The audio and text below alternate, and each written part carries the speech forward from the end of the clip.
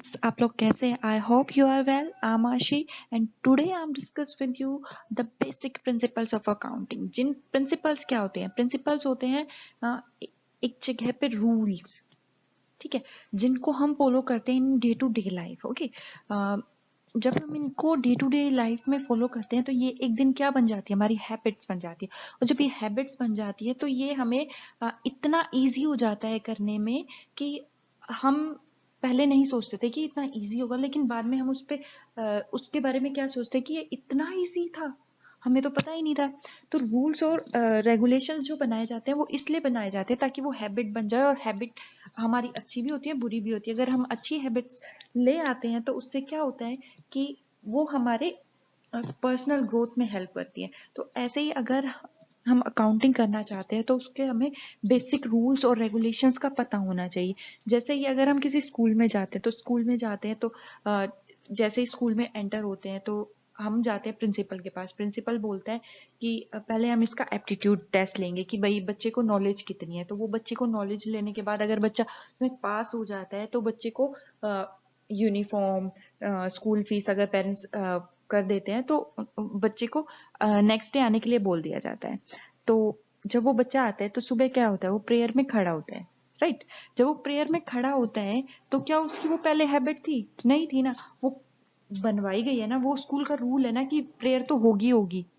फिर जब वो प्रेयर हो गई तो उसके बाद जैसे हमारा राष्ट्रगान बोला जाएगा, है ना, कुछ एक्सरसाइज की जाएगी। बच्चा ये क्या पहले ये करता था? नहीं करता था, लेकिन अभी कर रहा है ना। तो वो क्या हो गए? बेसिक रूल्स हो गए, प्रिंसिपल्स हो गए।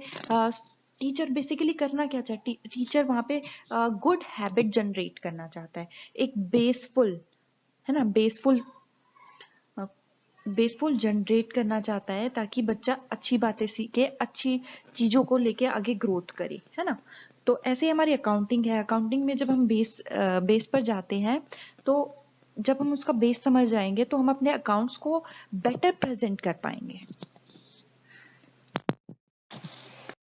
Now comes to its theory. Theory base of accounting. The basic objective of accounting is to provide information, right? इसका basic objective क्या है? अपने users को info provide करना of about the operating and financial performance, जो भी उनकी operating और financial performance है, ठीक है। जो हमारे यूजर्स होते हैं वो होते हैं like share holder, debenture holder, bankers, financial institutions, creditors, tax authorities, researchers, employees, ठीक है।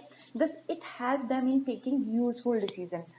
जो इनको हम उनको देंगे वो उससे क्या लेंगे? डिसीजन लेंगे कि इनकी फर्म में जो इनकी कंपनी है वो उसमें इन्वेस्ट करना है या नहीं करना, ठीक है। ये बंदा उधार देने लायक है या नहीं है, ये मेरा इंटरेस्ट मेरे को पे कर भी पाएगा या नहीं कर पाएगा। For making the information useful and meaningful to its users, it is necessary that such information must be reliable and comparable. तो जो भी हम उनको इंफॉर्मेशन दे रहे हैं वो उसको कंपेयर कर पाए, एक दूसरे से रिलेट करके कंपेयर कर पाए, है ना। जो भी उनसे रिलेटेड इन्फो होगी वो उसको क्या करेंगे? कंपेयर करेंगे कि पिछले साल इनका ये था डेटा और इस साल ये है, ठीक है। This is possible only when the financial statements are based on consistent accounting policies. अगर अकाउंटिंग के पास अकाउंटिंग पॉलिसीज होगी और सब लोग उस अकाउंटिंग पॉलिसीज को फॉलो करेंगे तो सबका जो डेटा है वो कैसा बनेगा? यूनिफॉर्म बनेगा, कंपेरेबल बनेगा, है ना, क्योंकि सबने सेम अकाउंटिंग पॉलिसीज को, प्रिंसिपल को, प्रैक्टिसेस को क्या किया है? फॉलो किया है। This accounting principle concept and conventions have formulated and these are commonly known as generally accepted accounting principles.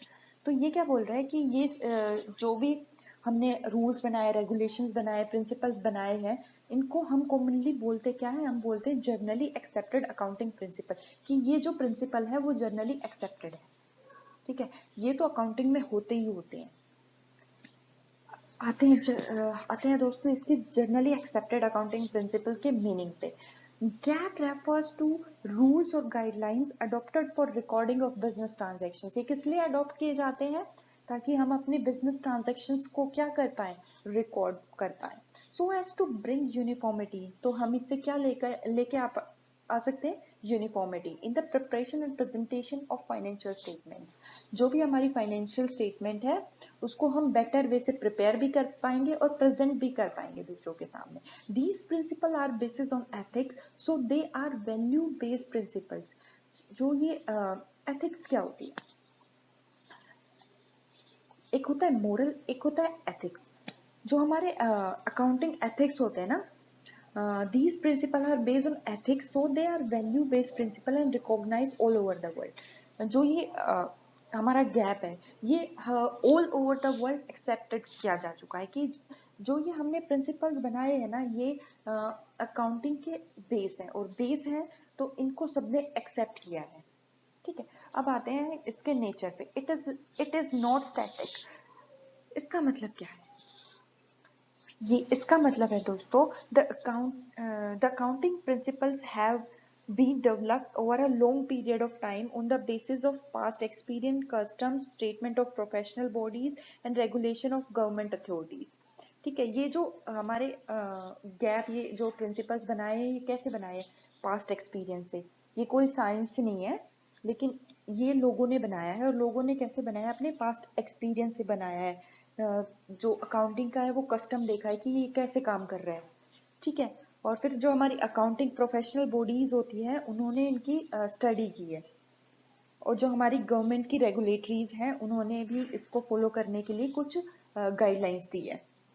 तो ये कैसे बना है, ये गवर्नमेंट की गाइडलाइन से, मैन मेड पास्ट एक्सपीरियंस से, कस्टम से, और हमारी प्रोफेशनल बॉडीज के थ्रू।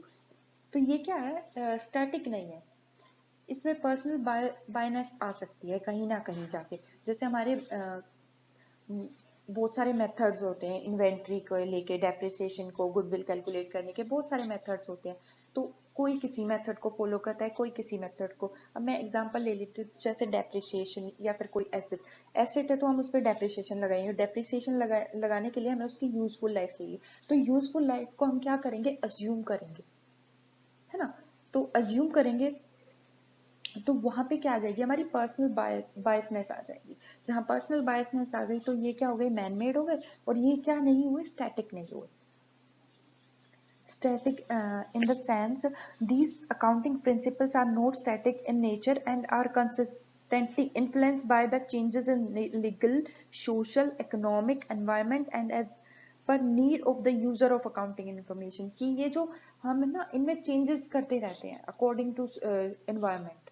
जैसे यूजर की डिमांड आती है हम इनको चेंज भी कर सकते हैं। ऐसा नहीं है कि ये जैसे बना दिए तो बना दिया, अब इनको कोई चेंज नहीं होगा, ऐसा तो हो ही नहीं सकता क्योंकि ये मैन मेड है, किसी लेबोरेटरी में इनको चेक नहीं किया गया है। ठीक है, थर्ड है दोस्तों, these are generally accepted by accounting bodies.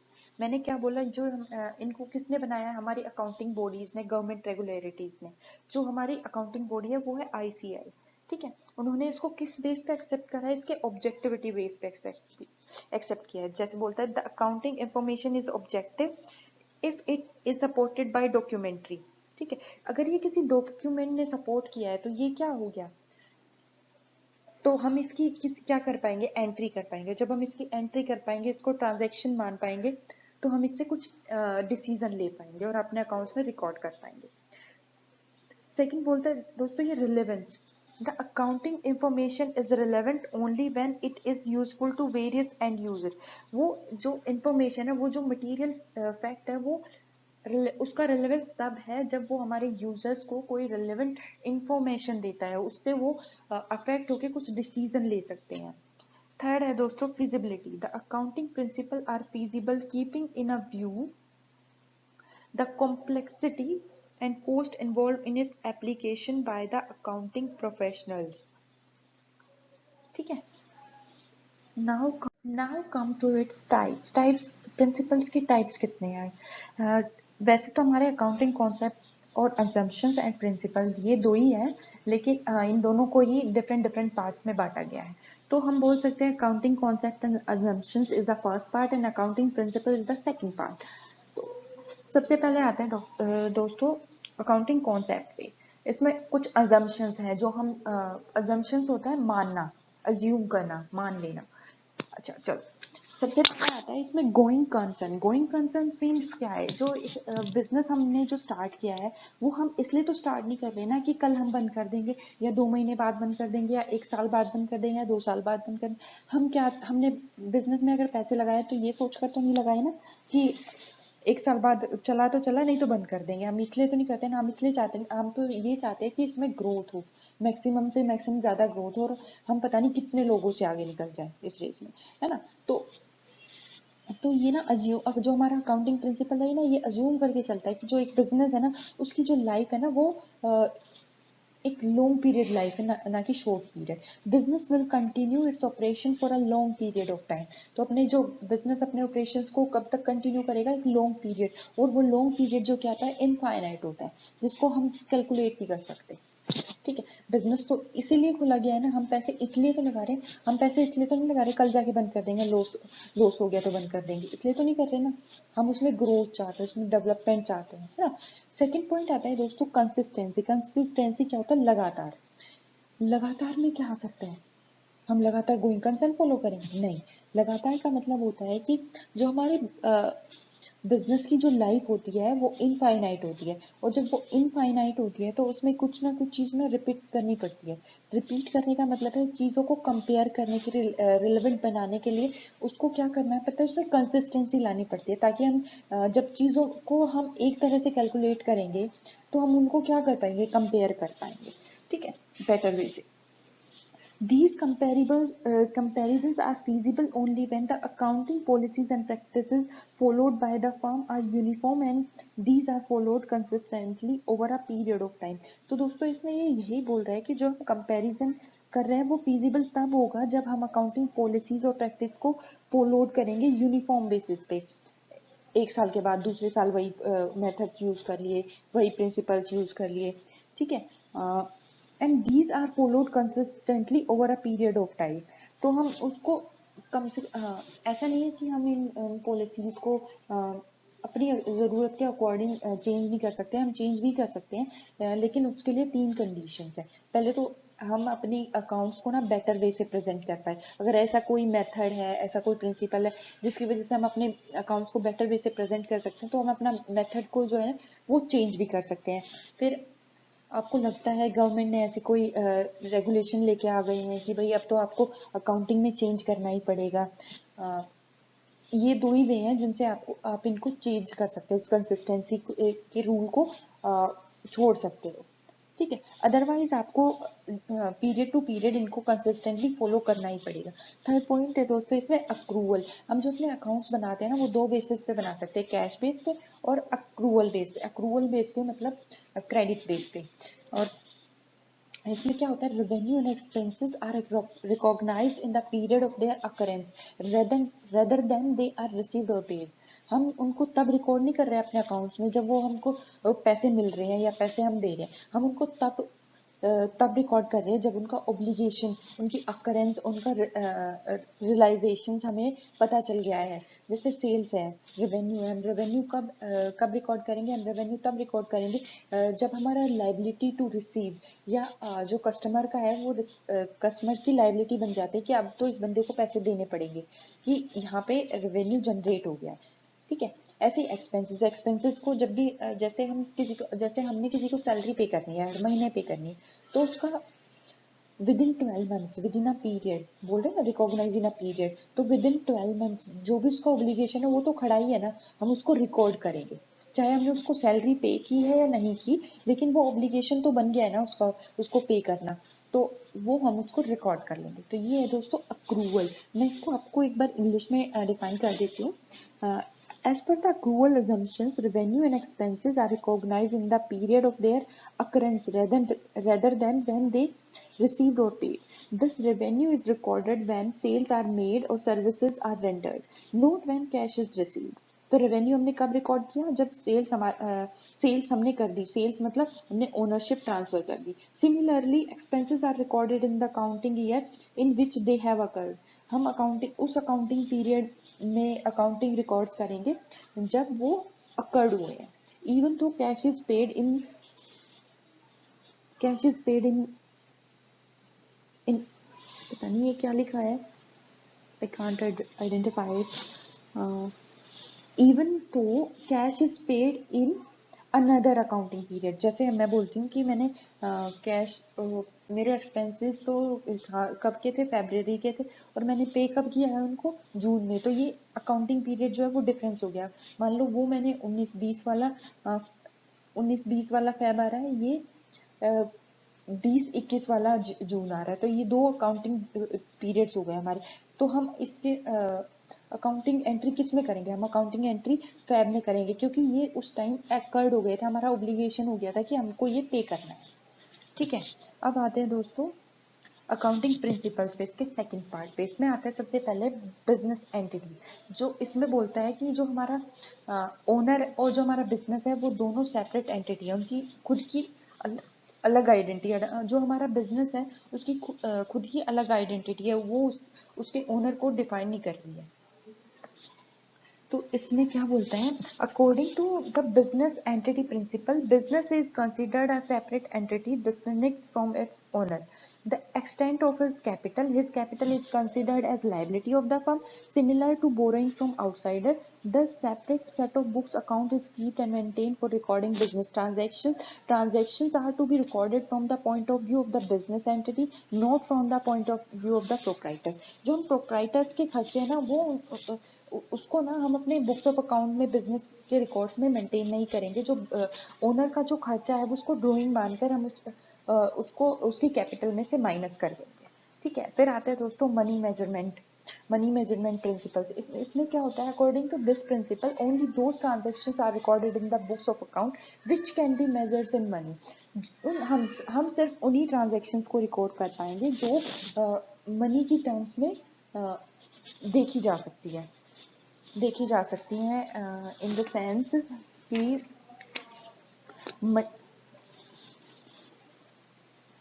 जैसे मैंने बोल दिया, for example sale of goods ₹1000, purchase of goods ₹5000, purchase of machinery ₹30,000, payment of salary, receipt of salary etcetera. तो हम इनको किस में मेजर कर रहे हैं, हम इनको मनी में मेजर कर पा रहे हैं। अगर मैं इसी टर्म्स को ऐसे बोलूँ, I have 6 rooms, 10 computers, 40 chairs, 10 tables and stock of 4000 metre, तो जब मैं इनका सम करने लगे तो इनका सम की जो यूनिट्स है वही अलग है ना। जैसे मैं 6 रूम्स की अगर मैं लेंथ और ब्रेथ को काउंट करूंगी तो क्या मैं उसको कंप्यूटर के साथ ऐड कर पाऊंगी, नहीं कर पाऊंगी। तो जो भी हम रिकॉर्ड करेंगे अपने अकाउंटिंग में वो मनी बेस होगा। ठीक है, फुल डिस्क्लोजर प्रिंसिपल, इसका मतलब क्या होता है, इसका मतलब होता है the full disclosure principle required that financial statement make complete, adequate और fair disclosure of all relevant information which is relevant and significant to users of accounting service. ठीक है, इसमें हम उन सारी चीज़ों को डिस्क्लोज करेंगे जो हमारे यूजर्स के डिसीजन को अफेक्ट करेगा। ठीक है, the principle of full disclosures require that all the material facts which help in appraisal of operating and financial performance of an organization must be disclosed in the financial statement and in footnotes। जो भी material facts होंगे ना उनको हम अपने financial statement में record करेंगे, या फिर अगर वहां नहीं रिकॉर्ड कर सकते तो उनको फुट नोट्स में रिकॉर्ड कर लेंगे, क्योंकि वो एक मटेरियल फैक्ट, और मटेरियल फैक्ट्स हम जो हमारे इन्वेस्टर्स के पॉइंट ऑफ डिसीजन को क्या कर सकता है, चेंज कर सकता है। तो हम उनको क्या करेंगे, फुल्ली डिस्क्लोज करेंगे अपने अकाउंट्स में।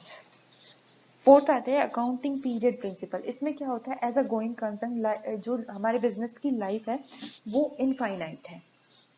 तो जो हमारे यूजर्स हैं वो है ना, लिक्विडेशन होता है कि बिजनेस के खत्म होने का वेट नहीं कर सकते हैं कि उसकी प्रोग्रेस क्या चल रही है। तो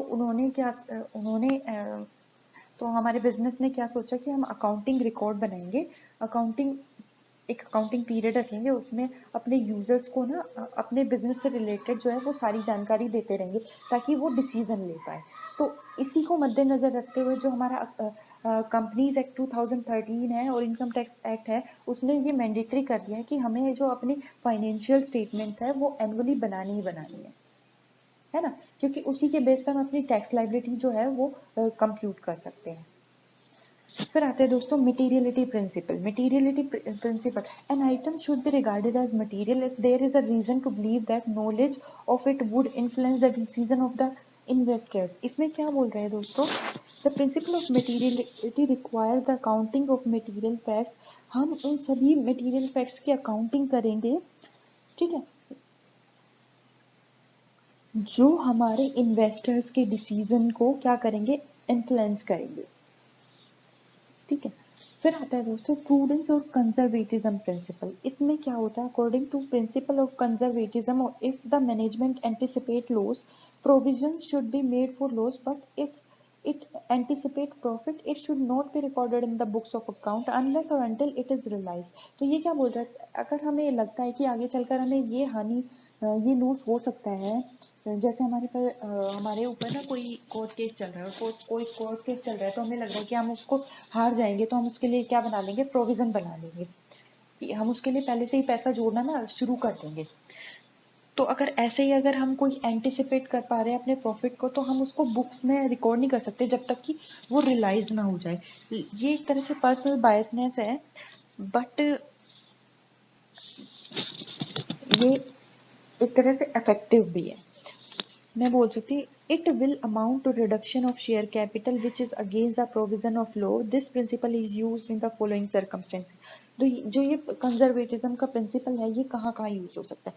वैल्यूएशन ऑफ क्लोजिंग स्टॉक, जो हम क्लोजिंग स्टॉक की वैल्यूएशन करते हैं वो मार्केट प्राइस और cost which ever is less, जो भी लेस होगा उसके बेस पे हम अपने अकाउंट्स में रिकॉर्ड कर लेंगे, क्योंकि जो क्लोजिंग स्टॉक होता है वो बिना बिका हुआ रह जाता है, तो हम आगे चलकर उसको ऐसे एंटिसिपेट नहीं कर सकते ना कि उसकी वैल्यू बढ़ेगी ही, है ना। हो तो ये भी सकता है ना कि उसकी वैल्यू कम होगी, तो जो भी मार्केट प्राइस और कॉस्ट जो भी कम होगा हम उसके बेस पे उसको रिकॉर्ड कर लेंगे। फिर आते हैं दोस्तों कॉस्ट कॉन्सेप्ट। कॉस्ट कॉन्सेप्ट क्या होता है, इसको बोलते हैं हिस्टोरिकल कॉस्ट।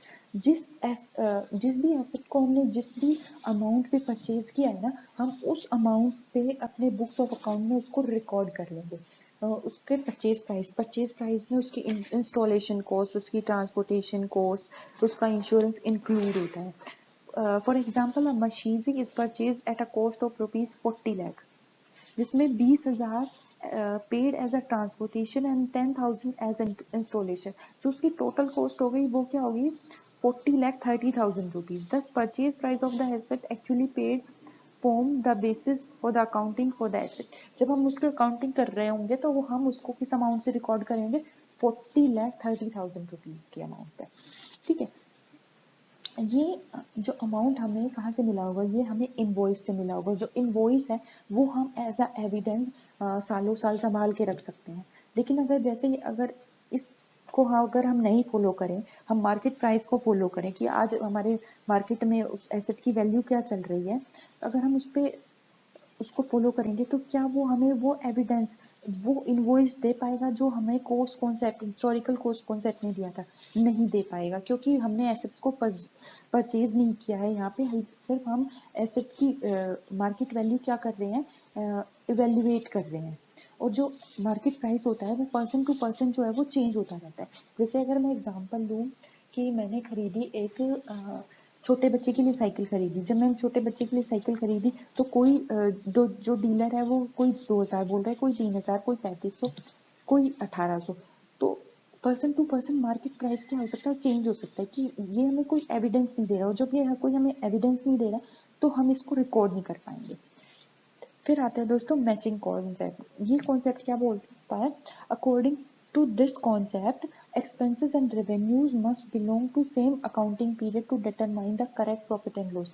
जो हम expenses और revenue रिकॉर्ड कर रहे हैं वो एक ही पीरियड से रिलेटेड होने चाहिए, है ना, तभी हम उनको बेटर वे में कंपेयर करके अपना प्रॉफिट एंड लॉस निकाल देंगे। अब एक्सपेंसेस किसी पीरियड के, रेवेन्यू किसी पीरियड के, और जब हम निकाल रहे होंगे प्रॉफिट एंड, क्या वो ट्रू प्रॉफिट एंड लॉस होगा, नहीं होगा। इसलिए हमें एक ही अकाउंटिंग पीरियड के रेवेन्यू और एक्सपेंसेस को कंपेयर करना है।